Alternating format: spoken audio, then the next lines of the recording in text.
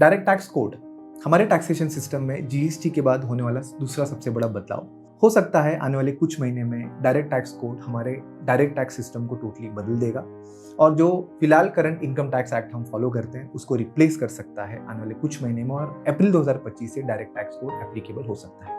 तो sir as a professional मुझे क्या करना चाहिए? मुझे इनकम टैक्स पढ़ना कंटिन्यू करना है या फिर मैं डायरेक्ट टैक्स कोड पढ़ना स्टार्ट कर दूँ? या सर अगर मुझे डायरेक्ट टैक्स कोड पढ़ना है तो मैं कैसे पढ़ सकता हूँ, कैसे अपने आप को अपडेट रख सकता हूँ और फ्यूचर रेडी रख सकता हूँ? और आज की एआई ड्रिवन सिचुएशन में हम एआई को कैसे यूज कर सकते हैं डायरेक्ट टैक्स कोड पढ़ने के लिए, इस चीज को अपडेट रखने के लिए? तो सर इन सभी क्वेश्चंस का आंसर हम आज के सेशन में एक सिंपल तरीके से डिस्कस करने वाले समझते हैं। ठीक है, सबसे पहली चीज कि सर क्या हमें इनकम टैक्स पढ़ना चाहिए? क्योंकि बहुत से कैंडिडेट्स ने मुझे पूछा कि सर हमने बहुत सारे वीडियोस देखे जहाँ पे डायरेक्ट टैक्स कोड आ रहा है, तो मुझे इनकम टैक्स पढ़ना चाहिए कि नहीं? तो सबसे पहली चीज आपको ध्यान में रखना है कि जो डायरेक्ट टैक्स कोड अगर एप्लीकेबल होगा, तो अगर हुआ तो वो 2025 से एप्लीकेबल होगा, अप्रैल 2025 से।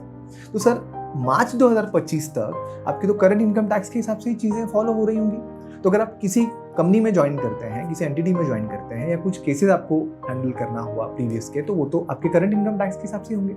अब दूसरी चीज़ आपको ध्यान में रखना है कि जब इनडायरेक्ट टैक्स में चेंज हुआ था, जब जीएसटी लाया गया था, तो वहाँ पे मल्टीपल टैक्सेस को मर्ज करके एक नया टैक्स उन्होंने बनाया, इंट्रोड्यूस किया, जहाँ पे टोटली आपको नई पिक्चर देखने के लिए मिली।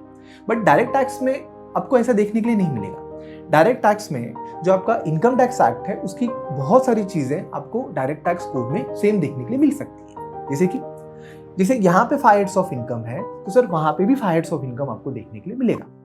उसके नाम अलग हो सकते हैं बट 5 हेड्स ऑफ इनकम वहां पे भी है। यहाँ पे जैसे आप रेसिडेंशियल स्टेटस के लिए 182 डेज का क्राइटेरिया रेफर करते हैं, तो वहां पे भी वही चीज है, कुछ चीजें आपको डिफरेंस मिलेंगी। तो सर यहाँ पे टोटली आपको अलग से पूरा टैक्स देखने के लिए नहीं मिलेगा, कुछ चीज़ आपको सिमिलर मिलेंगी, कुछ आपको डिफरेंसेस मिलेंगे। तो अगर सिमिलर चीज़ आपको पता होंगी तो अपडेट होने में ज़्यादा चैलेंजेस आपको फेस नहीं करना होगा। तो सर अगर आप इनकम टैक्स अभी पढ़ रहे हैं तो इनकम टैक्स पढ़िए, उसके साथ साथ आप डायरेक्ट टैक्स कोड के बारे में अपडेट होइए। अब सर अगर मुझे डायरेक्ट टैक्स कोड पढ़ना है, अपने आप को अपडेट रखना है, तो मैं कैसे पढूं? अभी पढूं या जब डायरेक्ट टैक्स कोड एप्लीकेबल हो जाएगा ऑल ओवर इंडिया तब मैं पढूं?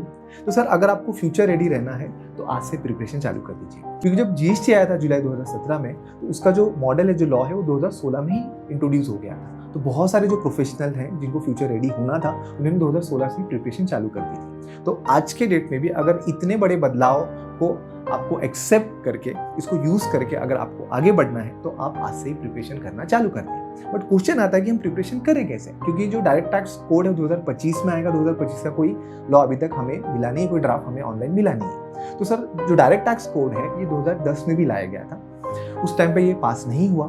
तो सर इसका जो ड्राफ्ट है वो आपको ऑनलाइन मिल जाएगा।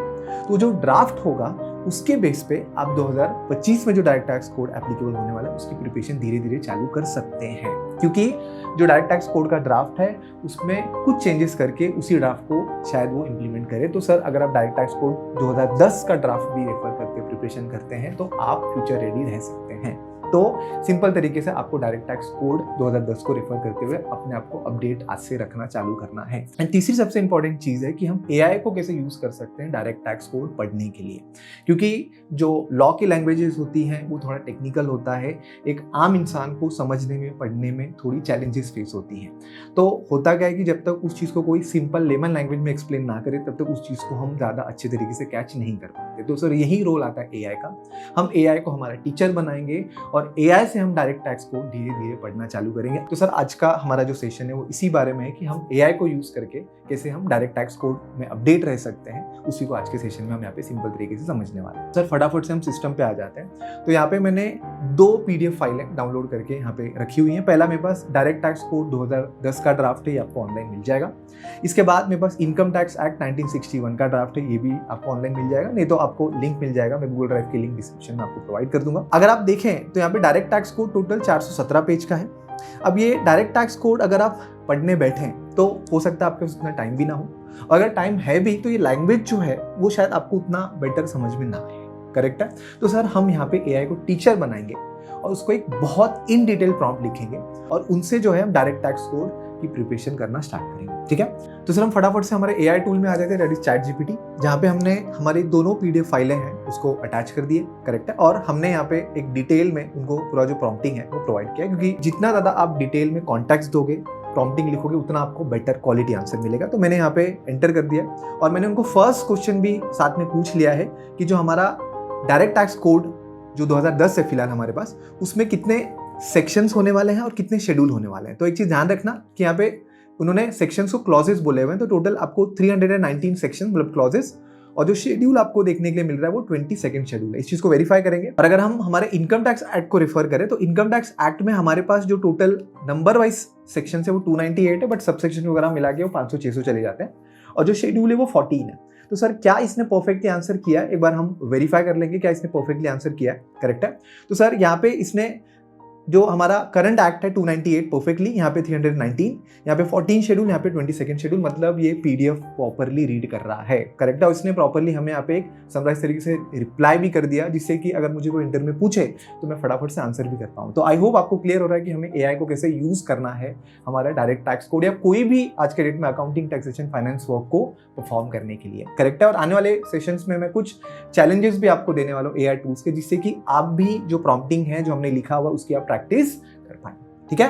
तो हम यहाँ पे आप सेकंड क्वेश्चन इनको हिट करते हैं कि सर परसेंटेज वाइज आप हमें बताइए कि जो हमारा करंट इनकम टैक्स एक्ट है वो कितना सिमिलर है डायरेक्ट टैक्स कोड से, करेक्ट है, जो अभी फिलहाल ड्राफ्ट है हमारे पास, और कितना वो डिफरेंस होने वाला है परसेंटेज वाइज, और क्या क्या की चेंजेस एंड सिमिलैरिटीज हो सकती है, करेक्ट है। एक प्रॉम्प्ट देते हैं और फिर टेस्ट करेंगे, ठीक है। तो सर हमने यहाँ पे उनको प्रॉम्प्ट दिया है जहाँ पे हम उनसे परसेंटेज वाइज डिफरेंसेस पूछ रहे हैं, सिमिलैरिटीज पूछ रहे हैं, और 5 जो की सिमिलैरिटीज और जो डिफरेंस को हाईलाइट करने के लिए भी हमने बोला हुआ है, करेक्ट है। अब सर यहाँ पे अगर हम सिमिलैरिटी की बात करें तो हमारे जो फाइट्स ऑफ इनकम है वो आपके वहाँ पे भी कंटिन्यू होने वाले हैं, जिसे नाम जो है आपको डिफरेंस मिलेगा। जैसे यहाँ पे इनकम फ्रॉम सैलरी ना होकर इनकम फ्रॉम एम्प्लॉयमेंट है, हाउस प्रॉपर्टी है, यहाँ पे आपको बिजनेस मिलेगा इनकम फ्रॉम बिजनेस, यहाँ पे इनकम फ्रॉम कैपिटल गेन है, यहाँ पे आपको इनकम फ्रॉम रेसिडुअल सोर्सेज जो अदर सोर्सेज को नाम बदला गया है, करेक्ट है। तो एक्जैक्टली हम देख लेते हैं यहाँ पे क्या इन्होंने हमें रिस्पॉन्स किया है, इसको हम वेरीफाई कर लेते हैं, करेक्ट है। तो सर अगर हम यहाँ पे रेफर करें, करेक्ट है,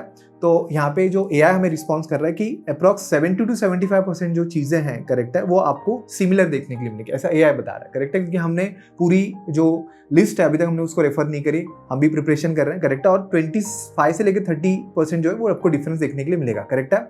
जैसे फॉर एग्जाम्पल यहाँ पे आपको जो है सिमिलैरिटीज क्या क्या होंगी उसको हाईलाइट इन्होंने किया। जैसे यहाँ पे इनकम फ्रॉम सैलरी, तो यहाँ पे एम्प्लॉयमेंट बोला गया है, हाउस प्रॉपर्टी है, बिजनेस प्रोफेशन है, कैपिटल गेन है, और यहाँ पे जो अदर सोर्सेज करेक्ट है वो चीज़ें बताई गई हैं, करेक्ट है। रेसिडेंशियल जो चीज़ें हैं वो यहाँ पे बताई गई हैं, करेक्ट है, क्या क्या है। इसके बाद में डेप्रिसिएशन का जो कॉन्सेप्ट है वो भी ब्लॉक वाइज वहाँ पे बताया गया। डिफरेंसेस में अगर हम यहाँ पे रेफर करें तो टर्मिनोलॉजी वगैरह जो है वो चीज़ें चेंज करेगी, लाइक जो सैलरी है उसको एम्प्लॉयमेंट बोला गया, जो मैंने आपको बताया अदर सोर्सेज को चेंज किया गया, यहाँ पे उन्होंने हाईलाइट किया है, करेक्ट है। यहाँ पे जो आपका इंटरनेशनल टैक्सेशन वगैरह होता है, जहाँ पे जीआर वगैरह चीज़ें होती हैं, वहाँ पे आपको थोड़ा बहुत डिफरेंट देखने के लिए मिलेगा, करेक्ट है। यहाँ पे वेल्थ टैक्स को लेके कुछ चीज़ें बताई गई हैं, करेक्ट है, क्योंकि 2010 का जो ये ड्राफ्ट है, करेक्ट है, तो ये चीज़ें यहाँ पे इन्होंने एक्सप्लेन करी है, करेक्ट है। यहाँ पे इसको टेबल फॉर्मेट में भी इन्होंने बताया था, जिससे कि आपको समझने में, डिफरेंशिएट करने में इजी हो जाए, करेक्ट है। अब सर यहाँ पे हम जो तीसरा बड़ा क्वेश्चन इनको पूछने वाले हैं वो ये है कि जो रेसिडेंशियल स्टेटस का जो कॉन्सेप्ट है हमारे यहाँ पे जो 3 है, तो क्या वही कंटिन्यू होने वाला है वहाँ पे या फिर कोई नई चीजें आएंगी, करेक्ट है। तो वो भी एक्जैक्टली हम इनको पूछ लेते हैं, है ना। तो सर हमने यहाँ पे उनको प्रॉम्प्ट दिया है, करेक्ट है, और देखते हैं एक्जैक्टली उनका रिस्पॉन्स क्या आ रहा है। तो यहाँ पे अगर हम हमारे डायरेक्ट टैक्स कोड की बात करें तो यहाँ पे जो रेसिडेंशियल स्टेटस वगैरह है इसके लिए जो क्लॉज बनाया गया, अगर आप देखें तो यहाँ पे residence in India clause number 4, correct है। तो यहाँ पे आपको चीज़ें मिल जाएंगी, यहाँ पे आप आएंगे तो यहाँ पे आप डिटेल में अगर इस चीज़ को रेफर करें तो यहाँ पे ये क्लॉज 3 है, ठीक है। तो आपको क्लॉज 4 जो है यहाँ पे देखने के लिए मिल जाएगा, करेक्ट है। तो यहाँ पे जो हमारा 182 डेज वाला जो कॉन्सेप्ट है वो बेसिकली यहाँ पे मेंशन किया गया ड्राफ्ट के हिसाब से, है ना, करेक्ट है। और हमारा करंट भी वैसे ही है, बराबर। तो सर यहाँ पे हमारा क्या रिस्पॉन्स आ रहा है, यहाँ पे एक बार हम रेफर कर लेते हैं, करेक्ट है। तो सर यहाँ पे अगर हम रेसिडेंट की कॉन्सेप्ट की बात करें, ठीक है, तो यहाँ पे डायरेक्ट टैक्स कोड में यहाँ पे जो है सेम क्राइटेरिया रखा गया है जो हमारा इनकम टैक्स एक्ट में है, बट यहाँ पे एक इंपॉर्टेंट चीज आ रही है कि जो हमारा RNOR का कैटेगरी है उसको DTC में क्या कर दिया गया, रिमूव कर दिया गया, करेक्ट है, बराबर। तो ये एक आपको डिफरेंस मिलेगा। नॉन रेसिडेंट का जो कॉन्सेप्ट है वो आपको सेम देखने के लिए मिलेगा, करेक्ट है। तो सर ये एक दूसरा बड़ा हम लोग को चेंज जो है वो कॉन्सेप्ट हमें यहाँ पे देखने के लिए मिलेगा जो DTC और इनकम टैक्स एक्ट के हिसाब से, करेक्ट है। तो सर यहाँ पे बहुत सारी जो ऐसे क्वेश्चन क्वेरीज हैं आप इस तरह से पढ़ के सीख सकते हैं, एक्सेप्ट आपको प्रॉम्प्ट लिखना आना चाहिए, क्योंकि प्रॉम्प्ट लिखना इज वेरी इंपॉर्टेंट। और आने वाले सेशन में हम कुछ प्रॉम्प्ट के चैलेंजेस भी आपको शेयर करने वाले, जिससे कि आप प्रॉम्प्ट की प्रैक्टिस कर पाए, प्रॉम्प्ट लिखा कैसे जाता है, चीजें कैसे पूछी जाती है। क्योंकि आप उनको नॉर्मल क्वेश्चन पूछोगे वो नॉर्मल आंसर करेगा, अगर आपको बहुत डिटेल में क्वालिटी आंसर चाहिए तो आपको क्वालिटी क्वेश्चन पूछना पड़ेगा और वो प्रॉम्प्टिंग से आएगा, प्रॉम्प्टिंग बेटर लिखना है, करेक्ट है। तो सर सिंपल तरीके से कि जो डायरेक्ट टैक्स कोड है वो आ तो रहा है, आपको अडॉप्ट तो करना है। अब क्वेश्चन है कि आप आज से पढ़ना चालू करते हैं या फिर हम बाद में पढ़ेंगे। तो बेटर है कि सर एज अ प्रोफेशनल हम आज से इसकी तैयारी चालू कर दें। और अगर मुझे चीजें जो है यहाँ पे ड्राफ्ट में नहीं समझ में आ रही तो मेरे पास एआई है, एआई को मैं क्वेश्चन पूछते हुए चलूंगा, वो मुझे आंसर करते हुए चलेगा, मैं उसको रेफर करते हुए चलूंगा, करेक्ट है। बट फिर भी आज के सेशन में अगर कोई डाउट क्वेरी क्वेश्चन है, आपको कुछ एडिशनल चीजें पूछनी हो तो प्लीज आप कमेंट सेक्शन में बता सकते हैं। Thank you so much.